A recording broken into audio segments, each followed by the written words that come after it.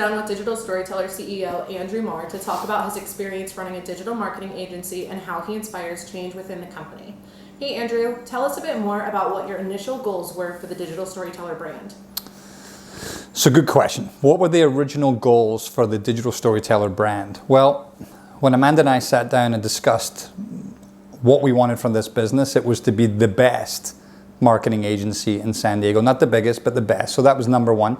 Also for us to create a life for ourselves that we could be extremely flexible, have the freedom to do what we want, raise our family, be with our family, travel to Scotland with my family and have that time to do that. And then third of all was to really allow our employees to be the best version of themselves. So hire great people, inspire them to be the best versions of themselves, and to watch them grow and manage the business so we don't have to. How do you facilitate productivity in your team on a day-to-day basis? How do we facilitate productivity? I don't know. We're a virtual company. I have no idea if anyone does anything.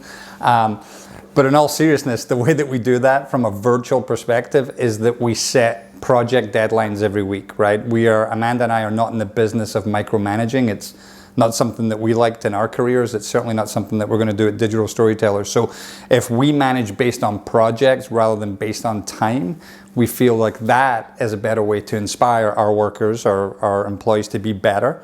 And it also gives us a clear path to success with our clients. So every week we will have deliverables that we have to meet with our clients. And if they're not met, then we need to meet them. So project-based time is maybe my answer to that.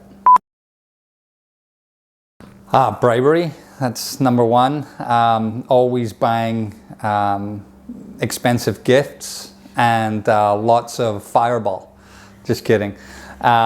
Maybe a little bit. Fireball is certainly important, but that's at the end of the day.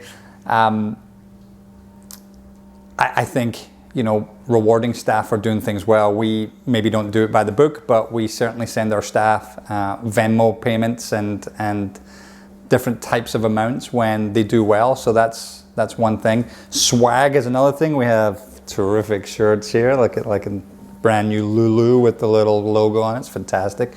And what else do we do? Oh, screwball. Should have some screwball right now? Okay. Well, let's screwball right now. Cheers. This is how we motivate and inspire. Oh no!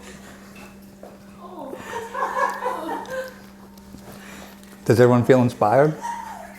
I feel inspired. Thank you. You're welcome. That's how we do things. Cheers. You've more than tripled the size of your company within the past year. What hiring practices do you utilize to ensure you're making hiring decisions that align with your goals? What hiring practices? Good question. Good question. Thank you. Good question. What hiring practices do we do to make sure we align with our goals?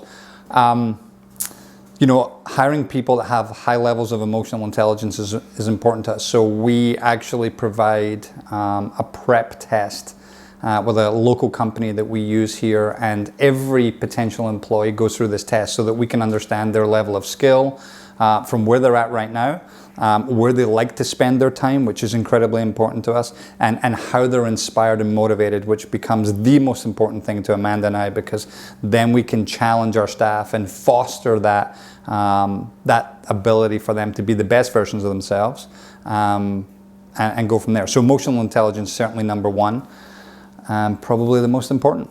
How do you maintain positive company culture, particularly with a remote workforce? Good question. Positive company culture with a remote workforce. Laughter, humor, vulnerability. We meet every morning at 9 to 10 in the morning as a team. We come together, and Amanda and I share a lot. Sometimes we overshare, and we encourage our staff to also overshare because it allows us to connect with them more, especially because we're not seeing them every day in an office setting. So vulnerability, openness, and humor is very important to us. What would you say to other leaders with regards to how to inspire change in their companies? What would I say to other leaders? Listen to your employees. Make sure that they're heard every single day. Make sure you catch your employees doing things well. I think we foster a mentality in the Western world of trying to make sure that people are always doing the things that we think they're supposed to do. We don't like that. We like to make sure that our employees are rewarded verbally from when they do things. So Amanda's ears and my ears and both of our eyes are open to when our staff are doing things good, and making sure that when those things happen, that we tell them that they are good things. What advice can you offer leaders to develop their emotional intelligence? What advice can I offer leaders to develop their emotional intelligence? That's a good question. I mean, it comes back to listening, right? I think that emotional intelligence starts with understanding what people are trying to say. And if we can stay present and really hear what our employees are saying or what their employees are saying, hear what they're saying, not just the words, because sometimes the words that people say are not really what they mean. So that extreme level of listening, I think, will allow leaders to understand what the actual situation is and not what the words would present it to be. Thank you, folks, girls and guys, for watching whatever you watched today with whatever information I gave. And for more inspiring information, click the link below. Have a good one.